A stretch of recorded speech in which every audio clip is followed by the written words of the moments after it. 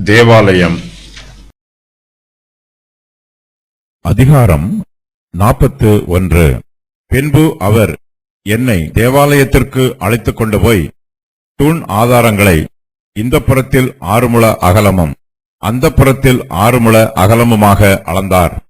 அது வாசஸ்தலத்தின் அகல அளவாம். வாசல் நடையின் அகலம் 10 முழமும் வாசல் நடையின் பக்கங்கள் இந்த புறத்தில் 5 முழமும் அந்த புறத்தில் 5 முழமுமாய் இருந்தது. அதன் நீளத்தை 40 முழமும் அகலத்தை 20 முழமுமாக அளந்தார்.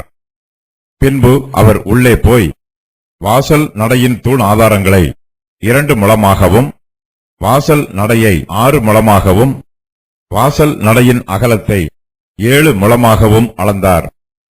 பின்பு அவர் தேவாலயத்தின் முன்புறத்திலே அதன் நீளத்தை 20 முழமாகவும் அதன் அகலத்தை 20 முழமாகவும் அளந்து என்னை நோக்கி, இது மகா பரிசுத்த ஸ்தலம் என்றார். பின்பு அவர் ஆலயத்தின் சுவரை 6 முழமாகவும் ஆலயத்தை சுற்றிலும் இருந்த சுற்றுக்கட்டினுடைய அகலத்தை 4 முழமாகவும் அளந்தார். இந்த சுற்றுக்கட்டுக்கள் பக்கக்கட்டின் மேல் பக்கக்கட்டான வரிசைகளாய் 33 இருந்தது.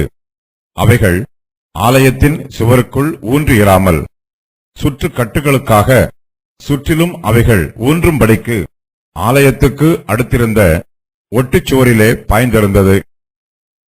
உயரச் சுற்றிலும் சுற்றுக்கட்டுகளுக்கு அகலம் அதிகமாயிருந்தது. ஆலயத்தைச் சுற்றிலும் உயர ஆலயத்தை சுற்றி சுற்றி அகலம் வரவர அதிகமாயிருந்தது. ஆதலால் இவ்விதமாய் கீழ்நிலையிலிருந்து நடுநிலை வழியாய் மேல் நிலைக்கு ஏறும் வழியிருந்தது. மாளிகைக்கு சுற்றிலும் இருந்த உயரத்தையும் பார்த்தேன். சுற்றுக்கட்டுகளின் அஸ்திவாரங்கள் 6 பெரிய முழங்கொண்ட ஒரு முழக்கோலின் உயரமாயிருந்தது. புறம்பே சுற்றுக்கட்டுக்கு இருந்த சுவரின் அகலம் 5 முழமாயிருந்தது. ஆலயத்துக்கு இருக்கும் சுற்றுக்கட்டுகளின் மாளிகையிலே வெறுமையாய் விட்டிருந்த இடங்களும் அப்படியே இருந்தது. ஆலயத்தை சுற்றிலும் அறை வீடுகளுக்கு நடுவாக இருந்த விசாலம் 20 முழமாயிருந்தது. சுற்றுக்கட்டினுடைய வாசல் நடைகள் வெறுமையாய் விட்டிருந்த இடங்களிலிருந்து ஒரு வாசல் நடை வடக்கேயும் ஒரு வாசல் நடை தெற்கேயும் இருந்தது. வெறுமையாய் விட்டிருந்த இடங்களின் விசாலம் சுற்றிலும் 5 முழமாயிருந்தது. எசேக்கியேல் இதுவரையிலும் தேவாலயத்தின் பிரகாரங்களை கவனமாக பார்த்துக் கொண்டிருந்தார். கர்த்தர் இப்போது எசேக்கியேலை தேவாலயத்திற்கு அழைத்துக் கொண்டு போகிறார். கர்த்தர் நமக்கு போதிக்கும் வார்த்தைகளை கவனித்து கேட்க வேண்டும். கர்த்தருடைய சத்தியத்திற்கு கீழ்ப்படிய வேண்டும். கர்த்தர் நம்மை ஆசீர்வதிப்பார்.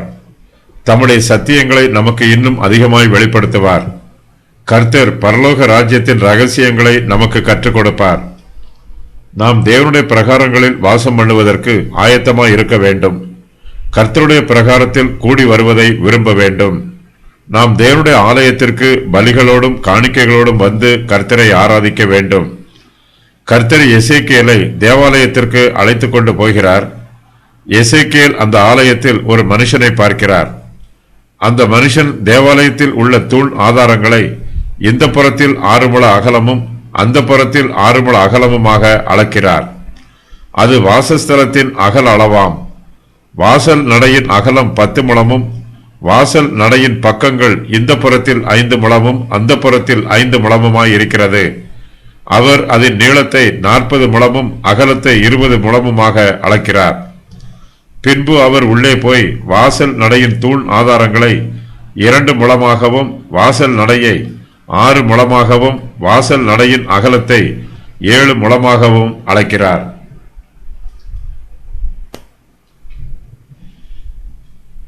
இயேசு கிறிஸ்து இந்த பூமியில் ஊழியம் செய்த காலத்தில் தேவாலயம் அழிந்து போவதை பற்றி சொன்னார். அவருடைய வார்த்தைகளை கேட்டவர்கள் எருசலேமில் உள்ள 2வது தேவாலயம் அழிந்து போகும் என்று நினைத்தார்கள். ஆனால் இயேசு கிறிஸ்துவோ தம்முடைய சரீரமாகிய ஆலயத்தை பற்றி சொன்னார். அவர்களோ அவருடைய வார்த்தையின் அர்த்தத்தையும் தாற்பயத்தையும் புரிந்து கொள்ளவில்லை. இயேசு அவர்களுக்கு பிரதியுத்தரமாக, இந்த ஆலயத்தை இடித்து போடுங்கள், 3 நாளைக்குள்ளே இதை எழுப்புவேன் என்றார். அவர் இப்படி சொன்னதை அவர் மரித்தோரில் இருந்து எழுந்த பின்பு அவருடைய சீஷர்கள் நினைவு கூர்ந்து வேத வாக்கியத்தையும் இயேசு சொன்ன வசனத்தையும் விசுவாசித்தார்கள். யோவான் 2:19-21. எசேக்கியேல் தன்னுடைய தரிசனத்திலே பிரத்யட்சமான தேவாலயத்தையும் பார்க்கிறார். அங்கே சபையாகிய சரீரத்தையும் பார்க்கிறார். சரீரமாகிய சபை தேவனுடைய வீடு என்று அழைக்கப்படுகிறது. சபையில் உள்ள விசுவாசிகள் ஜீவனுள்ள ஆலயங்களாக இருக்கிறார்கள். பரிசுத்த ஆவியானவர் கர்த்தருடைய பிள்ளைகளின் இருதயங்களில் வாசம் பண்ணுகிறார். தேவாலயத்தில் பல தூண் ஆதாரங்கள் இருக்கிறது. அங்கே வாசல் நடைகளும் இருக்கிறது. ஒவ்வொரு தூணுக்கும் இடைவெளி உள்ளது. எல்லா வாசல் நடைகளும் ஒரே இடத்தில் இருப்பதில்லை. தேவாலயத்தின் பல்வேறு இடங்களில் இந்த வாசல் நடைகள் உள்ளன. வாசல் நடையின் பக்கங்கள் இந்த புறத்தில் 5 முழமும் அந்த புறத்தில் 5 முழமுமாய் இருக்கிறது. அதன் நீளம் 40 முழமும் அதன் அகலம் 20 முழமுமாகும். தேவாலயத்தின் வாசல் நடை அகலமாய் இருக்கிறது. புதிய ஏற்பாட்டு சபைக்கு போகும் வாசல் விசாலமாய் இருக்கிறது. சுவிசேஷ சபையில் பாரம்பரிய பிரமாணங்கள் எதுவும் இல்லை. அங்கே பிரிவினையாகிய நடுச்சுவர் தகர்க்கப்பட்டிருக்கிறது.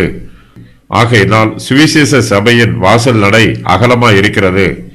இயேசு கிறிஸ்துவின் இரத்தத்தினால் கழுவப்பட்டவர்கள் எல்லோருமே கர்த்தருடைய சபையில் சேர்த்துக் கொள்ளப்படுவார்கள். தேவாலயத்தின் முன்புறத்தில் மகா பரிசுத்த ஸ்தலம் இருக்கிறது. அந்த மனுஷன் தேவாலயத்தின் முன்புறத்திலே அதன் நீளத்தை 20 முழமாகவும் அதன் அகலத்தை 20 முழமாகவும் அளக்கிறார். அவர் எசேக்கியேலை நோக்கி, இது மகா பரிசுத்த ஸ்தலம் என்று சொல்லுகிறார். மகா பரிசுத்த ஸ்தலம் நாற்சதுரமாய் இருக்கிறது. புதிய எருசலேமும் நாற்சதுரமாய் இருக்கும். நாற்சதுரம் என்பது அதன் ஸ்திரத்தன்மைக்கும் உறுதிக்கும் அடையாளம். அந்த நகரம் சதுரமாய் இருந்தது. அதன் அகலமும் நீளமும் சமமாய் இருந்தது. அவன் அந்த கோலினால் நகரத்தை அளந்தான். அது 12,000 ஸ்தாதி அளவாய் இருந்தது. அதன் நீளமும் அகலமும் உயரமும் சமமாய் இருந்தது. வெளிப்படுத்தின விசேஷம் 21:16. அந்த மனுஷன் ஆலயத்தின் சுவரை 6 முழமாகவும் ஆலயத்தை சுற்றிலும் இருக்கிற சுற்றுக்கட்டினுடைய அகலத்தை 4 முழமாகவும் அளக்கிறார். இந்த சுற்றுக்கட்டுக்கள் பக்கக்கட்டின் மேல் பக்கக்கட்டான வரிசைகளாய் 33 இருக்கிறது. அவைகள் ஆலயத்தின் சுவருக்குள் ஊன்றி இராமல் சுற்றுக்கட்டுகளுக்காக சுற்றிலும் அவைகள் ஊன்றும்படிக்கு ஆலயத்துக்கு அடுத்திருந்த ஒட்டுச்சுவரிலே பாய்ந்திருக்கிறது. கீழே இருக்கிற சுற்றுக்கட்டுகளின் அகலத்தை விட மேலே இருக்கிற சுற்றுக்கட்டுகளின் அகலம் அதிகமாய் இருக்கிறது. உயர உயர சுற்றிலும் சுற்றுக்கட்டுகளுக்கு அகலம் அதிகமாய் இருக்கிறது. ஆலயத்தை சுற்றிலும் உயர உயர ஆலயத்தை சுற்றி சுற்றி அகலம் வரவர அதிகமாய் இருக்கிறது. ஆதலால் இவ்விதமாய் கீழ் நிலையில் இருந்து நடுநிலை வழியாய் மேல் நிலைக்கு ஏறும் வழி இருக்கிறது.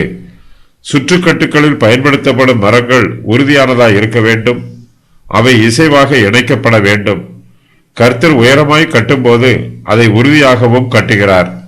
நம்முடைய ஆவிக்குரிய ஜீவியத்தில் நாம் உயரமாய் கட்டி எழுப்பப்படும் போது நம்முடைய அஸ்திவாரம் வலுவானதாக இருக்க வேண்டும். நம்முடைய விசுவாசம் உறுதியானதாக இருக்க வேண்டும். நம்முடைய இருதயமே கர்த்தர் வாசம் பண்ணுகிற ஜீவனுள்ள ஆலயமாய் இருக்கிறது.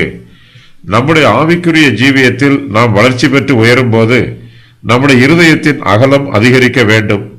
அப்போதுதான் நம்முடைய ஆவிக்குரிய ஜீவியம் நிலை தடுமாறாமல் உறுதியாயிருக்கும். எசேக்கியேல் மாளிகைக்கு சுற்றிலும் இருக்கிற உயரத்தையும் பார்க்கிறார். சுற்றுக்கட்டுகளின் அஸ்திபாரங்கள் 6 பெரிய முழம் கொண்ட ஒரு முழக்கோலின் உயரமாய் இருக்கிறது. புறம்பே சுற்றுக்கட்டுக்கு இருந்த சுவரின் அகலம் 5 முழமாய் இருக்கிறது. ஆலயத்துக்கு இருக்கும் சுற்றுக்கட்டுகளின் மாளிகையிலே வெறுமையாய் விட்டிருந்த இடங்களும் அப்படியே இருக்கிறது. ஆலயத்தை சுற்றிலும் அறை வீடுகளுக்கு நடுவாக இருக்கிற விசாலம் 20 முழமாய் இருக்கிறது. சுற்றுக்கட்டினுடைய வாசல் நடைகள் வெறுமையாய் விடப்பட்டிருக்கிற இடங்களில் இருந்து ஒரு வாசல் நடை வடக்கேயும் ஒரு வாசல் நடை தெற்கேயும் இருக்கிறது. வெறுமையாய் விட்டிருக்கிற இடங்களின் விசாலம் சுற்றிலும் 5 முழமாய் இருக்கிறது. தாமதிப்பேனாகில் தேவனுடைய வீட்டிலே நடக்க வேண்டிய வகையை நீ அறியும்படி இவைகளை உனக்கு எழுதுகிறேன். அந்த வீடு ஜீவனுள்ள தேவனுடைய சபையாய் சத்தியத்துக்கு தூணும் ஆதாரமுமாய் இருக்கிறது. 1 தீமோத்தேயு 3:15. ஆலயத்தை சுற்றிலும் இருந்த சுற்றுக்கட்டு இருக்கிறது. தேவாலயத்தின் வெளிச்சுவரில் அறைகள் இருந்தன. இவை 3 அடுக்குகள் கொண்டவை. ஒவ்வொரு வரிசையிலும் 33 சுற்றுக்கட்டுகள் இருந்தன. தசம பாகங்கள், காணிக்கைகள், பனிமுட்டுகள் ஆகியவற்றின் பண்டக சாலைகளாக இவை பயன்படுத்தப்படும். மேற்திசையிலே பிரத்யேகமான இடம் இருக்கிறது. இது தேவாலயம் அல்ல. தேவாலயத்தின் மேற்கு வாசலுக்கு அப்பால் உள்ள ஒரு கட்டிடம். சாலமோனின் தேவாலயத்திலும் இதுபோன்ற ஒரு இடம் இருந்தது. தேவாலயத்தில் உள்ள குப்பைகளும் ஆராதனைக்கு அங்கீகரிக்கப்படாத பொருட்களும் அங்கு குவிக்கப்படுவது வழக்கம். எசேக்கியேல் 41:12-15, 42:1-10-13 ஆகிய வசனங்களில் இது பிரத்யேகமான இடம் என்று அழைக்கப்படுகிறது.